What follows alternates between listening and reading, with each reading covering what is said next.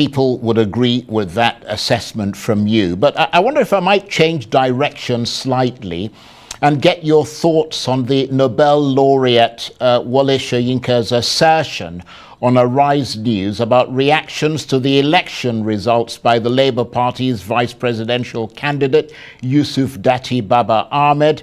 Comments which Professor Soyinka described as fascistic. I mean, do you see that as part of the demonization of Mr. Obi and his running mate, as some have suggested, or do you agree that Dati Baba Ahmed went, or rather overstepped the bounds, and Professor Soyinka was in that regard justified to call him to order? I mean, I know you hold, or at least you have held, Mr. Soyinka in high esteem. I still do. I have a lot of love for Professor Soyinka. I admire him. I respect him as a thinker, as a writer. I think everyone should read The Man Died, and Ake, his memoir, is beautiful, right? But at the same time, I disagree very strongly with him about this particular issue. And actually, because I respect Professor Soyinka so much, I went back and watched the interview. I had watched it when it aired initially, but I went back and watched it because I thought, am I missing something? And I think fascist is a really strong word. You know, fascist actually often makes me think of Mussolini's Italy. But I think we use it now, you know, sort of to address this kind of authoritarianism that's often populist and right-wing, you know, like in Hungary, and even the former American president. And when you look at those situations, you can see why they have been termed fascist. And I did not see any reason that Mr. Dati Baba Ahmed's interview would have been termed fascist. You know, I think he was making a very strongly felt point about the elections. What he was saying, which again I thought seemed fairly reasonable, is that if our democracy is rooted in our Constitution, and you then swear in a person who's been elected unconstitutionally, then you are in fact ending democracy. I think it's quite a reasonable position. Of course, we can argue about what that bit in the Constitution means, right? And I'm actually grateful for this whole election period because it's made me read things I probably never would have, such as the Nigerian Constitution, and also made me have quite a few suggestions for editing. But anyway, I think now we're talking about what does "and" mean, right? So Mr. Dati Baba Ahmed is saying that it's, you know, 2/3 and the FCT, and that's separate. And it's a reasonable argument. You know, "and" is a conjunction. We use it in that context often to mean plural, right? So we say Aisha and Yemi are coming. And we don't say Aisha and Yemi is coming. That's because they're two separate things, two separate entities.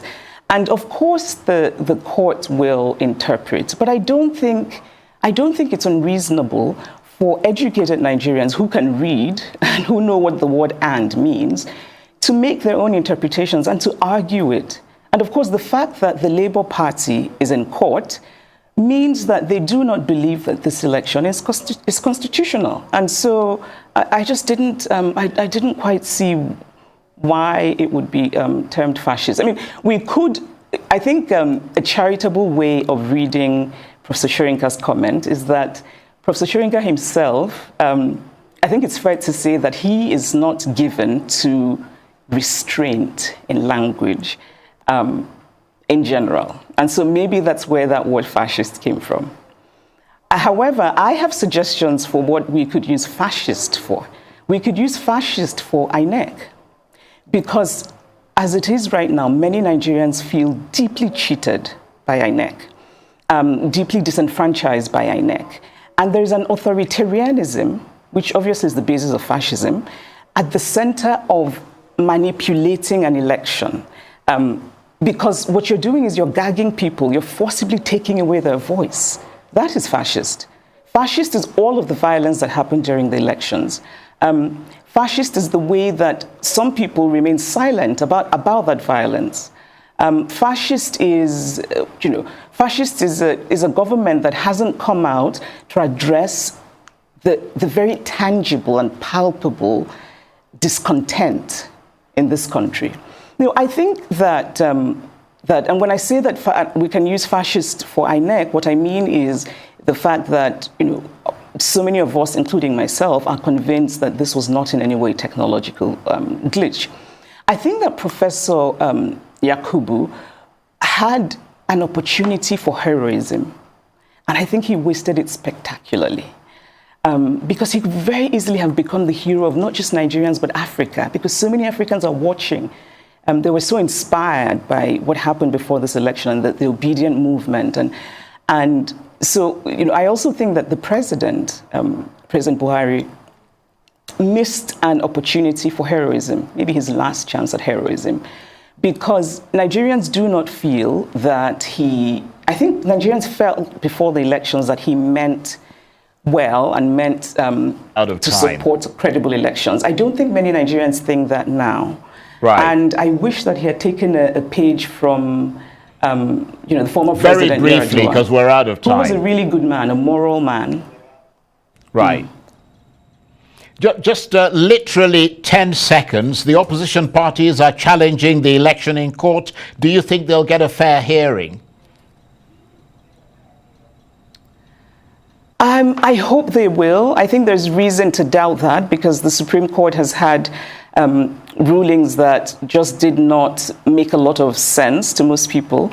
And so there's reason to worry, but I'm hopeful. I'm generally hopeful. So I'm optimistic that they will do the right thing and that people will get justice.